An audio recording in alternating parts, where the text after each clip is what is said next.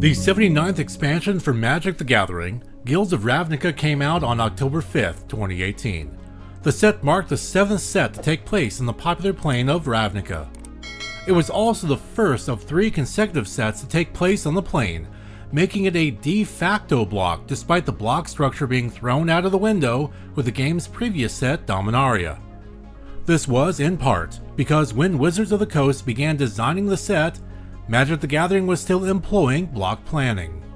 The storyline of Guilds of Ravnica is broken up into short stories for each of the set's guilds, as well as a main overarching narrative.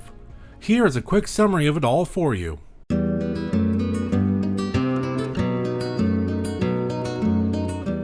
Merritt, a low-ranking operative within House Dimir, who honestly is not very good at his job, takes a petty theft and steals an elixir of focus and a loaf of bread from his boss, a minotaur named Grumbly Vorthos.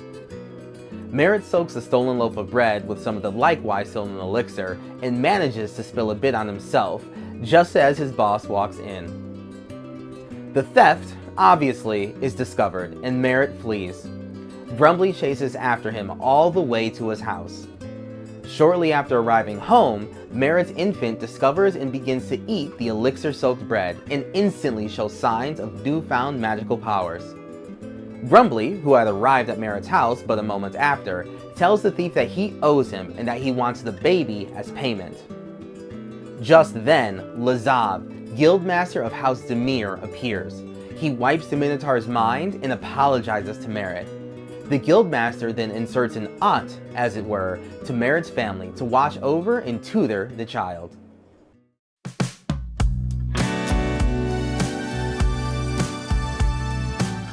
Libet, an Izzet scientist, has discovered a way to make plants immune to electricity. As luck would have it though, she finds herself fired from the Izzet League for her unauthorized use of guild equipment.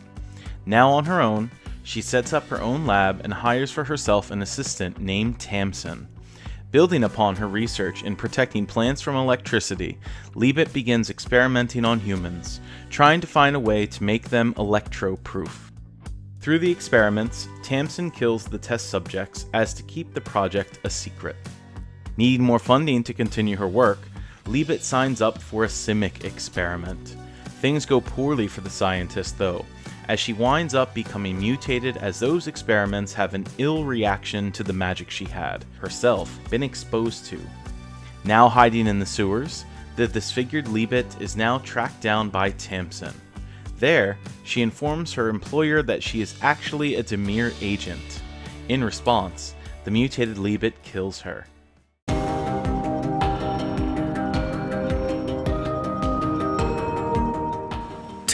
A Silesian worm herder is tried and found guilty of killing 24 people when a building collapsed after one of the worms had passed by it. One of the children orphaned in the event shows Tarek an artifact that got identified as a part of the old Izzet device. This leads them to a new further things, which brings upon them an old pontiff of the Orzhov. This pontiff has enslaved a number of worms and have been using them to dig for the Izzet machine, a machine that quite literally prints money. As it turns out, it was digging that caused the accident in the building to collapse in the first place, and not Tarek's hurting. The Pontiff, though, unhappy of his operation, being discovered by these trespassers, enslaves the whole lot of them under the debtor's contract. But, as karma would have it, the group tricked the Pontiff and managed to knock him into a fairly large hole in the ground. The Pontiff eventually managed to get out of the hole, but by then the group had managed to print enough money to pay off the contract and leave the Pontiff's control forever, though not before first sabotaging the printing machine beyond use.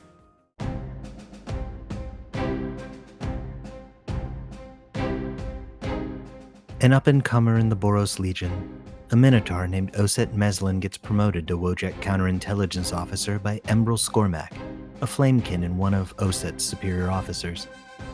While excited for the promotion, things go a bit awry during his very first assignment once his informant turns up dead. Upon returning to Legion headquarters, he finds Skormak debilitated and 2 others of his superiors dead due to poisoning. Oset is framed for the crime. With the help of Arasan, a Boros angel, he's able to figure out that Skormak did the poisoning himself to clear the way for his own promotion to one of the suddenly vacant positions. Having figured out the plot, Oset and Arasan manage to slay Skormak, using a water elemental-powered fire extinguisher on the Flamekin.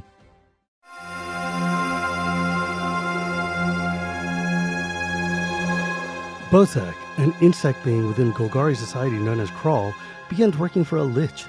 Even within the Golgari, though, there is anti-Crawl sentiment. As such, Bozak is only given the crummiest of tasks. One day, Bozak overhears information about his lich master being in on a plot to overthrow the Golgari queen, Vraska, by means of framing her for causing a massacre with poisonous mushrooms. In defense of the Golgari, Bozak sacrifices his life to stop the massacre that would overthrow Vraska's rule. His reward in the end? Being resurrected as a fungus zombie by the Crawl death priest Mazarek.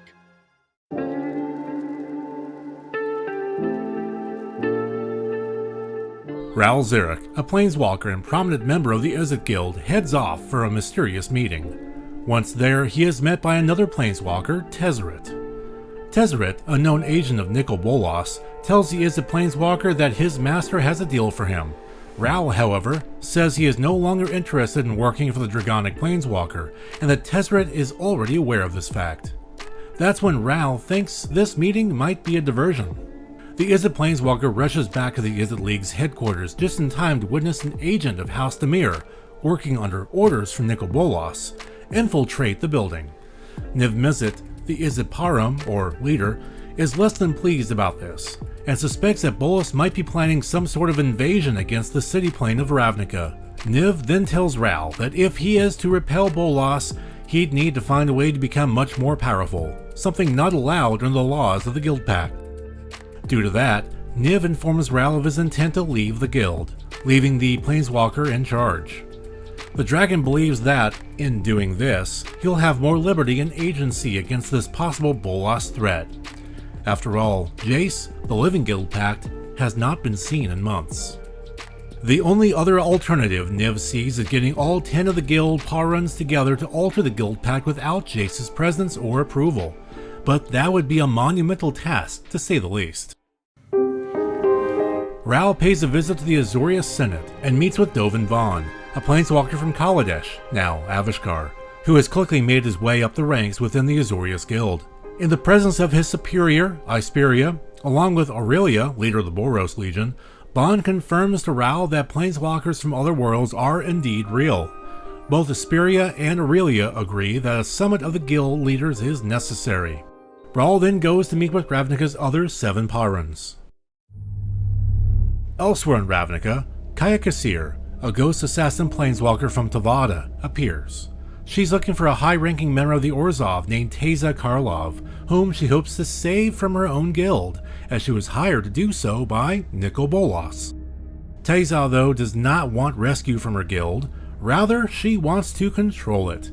She tasks Kaya, who is an expert at killing ghosts, to kill the Obzedat, the council of ghosts that control the Orzhov, and make sure it looks like anyone other than Teyza was behind it. Back with Raoul, he is meeting with an agent of the Dimir, who he hopes can overthrow the shape-shifting Dimir Parun, Lazav. Lazav, though, was there waiting for the Izzet planeswalker.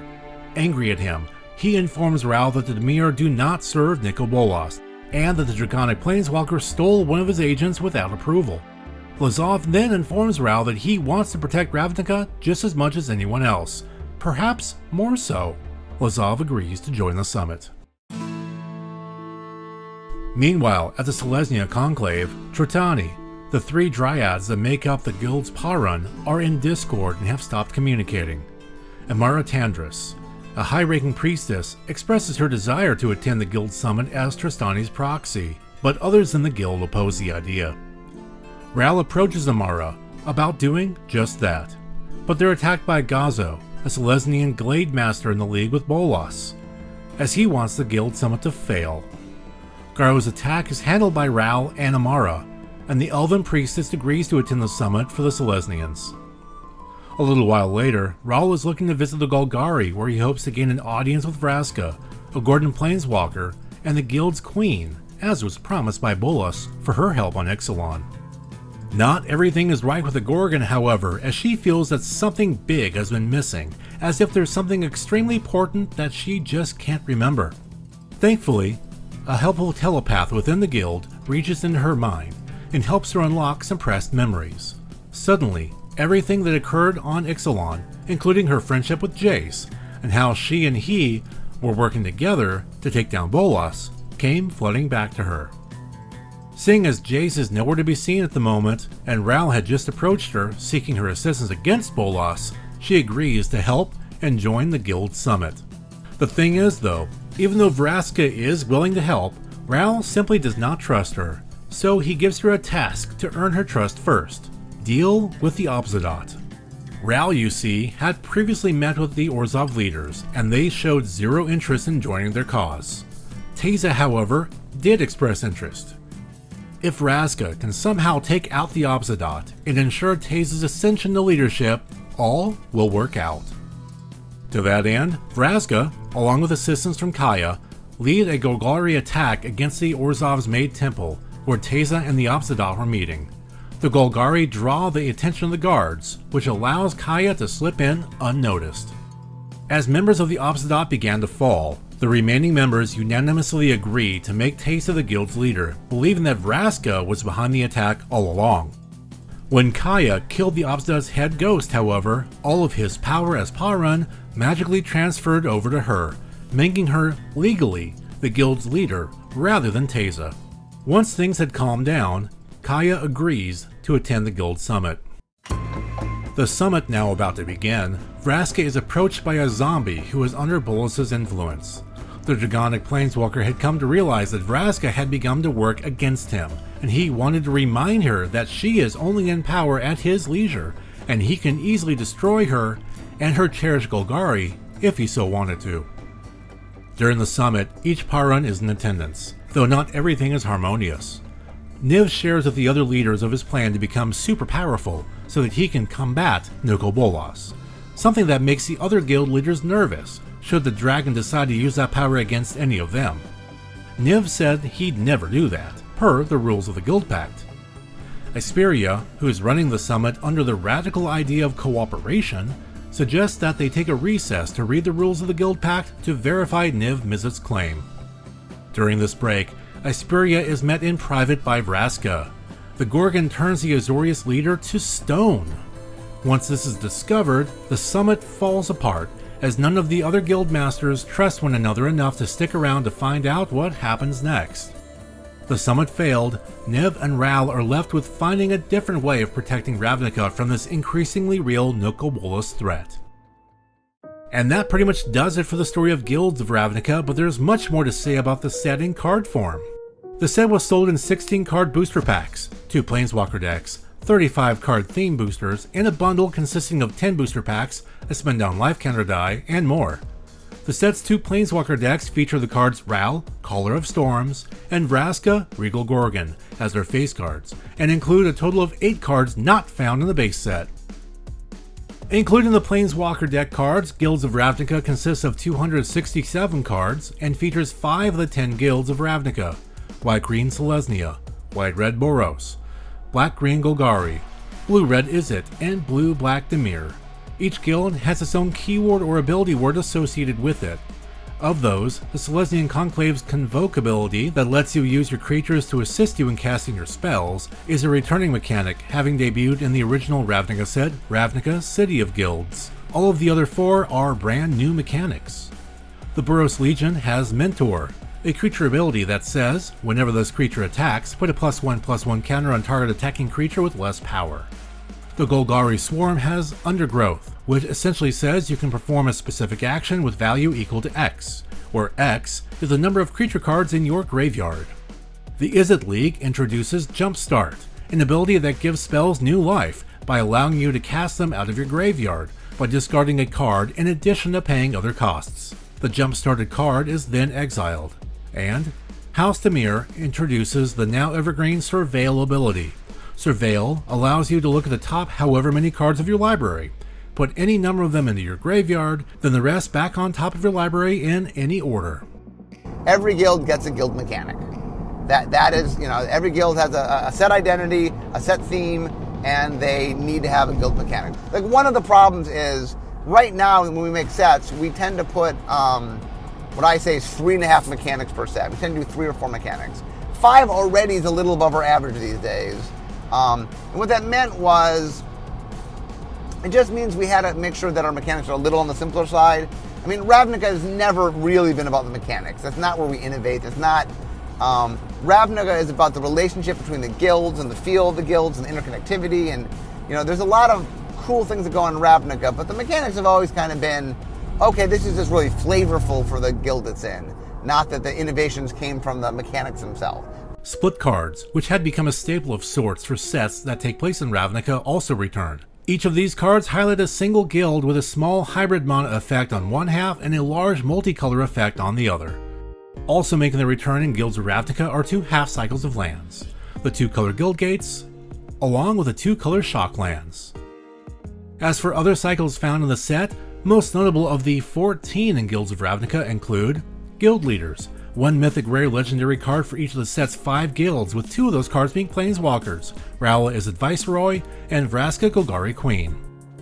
Guild Champions, 1 rare creature for each of the set's 5 guilds that, in the story, act as each guild's second in command.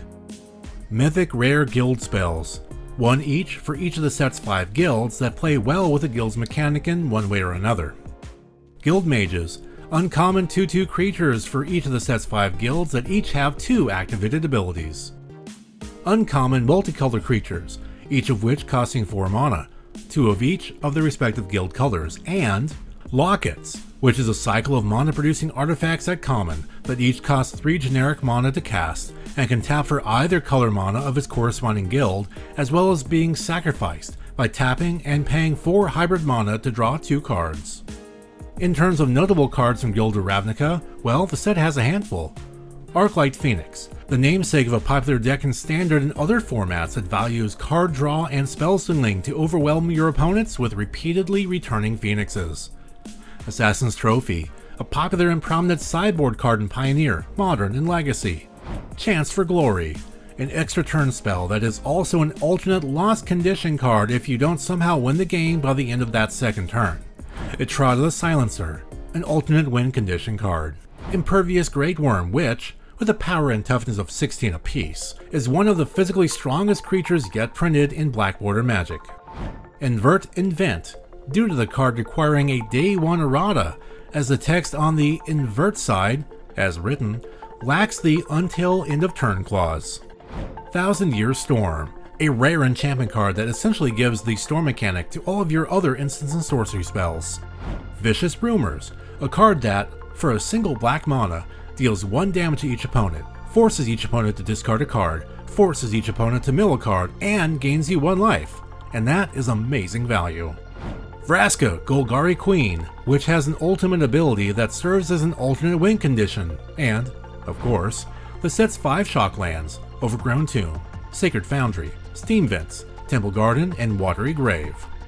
In terms of promotional cards, pre-release participants received a foil date-stamped rare or mythic rare belonging to one of the set's 5 guilds. Draft Weekend's promo was a Firemind's Research. Magic Open House promo was a full art Boros Challenger. Store Championship promo was a full art Amara Soul the Accord. Magic League's promo was a Necrotic Wound. The Buy Box promo was the Impervious Grey Worm. But things didn't end there, as Guilds of Ravnica also had some supplemental releases that complemented the set. Firstly, Wizards of the Coast released a guild kit for each of the set's 5 guilds. Each kit included a 60-card pre-constructed deck containing cards from throughout the game's history on Ravnica, along with 5 double-sided tokens, a guild sticker, a guild-specific spin-down life counter, and an enamel pen featuring that guild's symbol. Wizards of the Coast also released what they called Guilds of Ravnica Mythic Edition, exclusive to the USA and Canada and selling for $249.99. It was an experimental product available only through Hasbro's online storefront. Mythic Edition contained just 24 booster packs, 12 packs fewer than the standard booster box. 8 of those boosters, marked as Masterpiece boosters, contained 1 of 8 foil Masterpiece Planeswalker cards in them: Elspeth Knight Errant, Liliana, The Last Hope, Duretti, Ingenious Iconoclast, Nicol Bolas, Planeswalker, Ral, Izzet Viceroy, Tezzeret, Agent of Bolas, Teferi, Hero of Dominaria, and Vraska Golgari Queen. Overall, feedback for Guilds of Ravnica Mythic Edition was negative to say the least, with the player base pushing back on the high price, reduced number of booster packs in the box, and issues with the Hasbro website when ordering. Now, in getting back to the base Guilds of Ravnica set itself, here once more is Magic the Gathering head designer Mark Rosewater. This is definitely one of those sets where I tried a lot of stuff in vision design, and I was I pushed things a little bit. I think that's what happened here. Is I was pushing the mechanics a little more. They ended up being a little bit more complex than we needed, and Eric made some changes in set design to clean those up. It does mean that these mechanics are a little more functional than splashy, but like I said, Ravnica sets don't live and breathe on the splashiness of the mechanics. It's never really been true, and that's true this time. But they play really well, and they combine really well, and they synergize really well, which is what you want out of your Ravnica mechanics. So, what are your thoughts on Guilds of Ravnica? Is it one of your favorite Magic the Gathering sets? Where does it rank for you among Magic's various sets that take place on the plane of Ravnica? Let us know all about it in the comments section. Please remember to click on that like button and that subscribe button, and head on over to Patreon to toss a buck in our tip jar. We appreciate the support. Thank you for watching.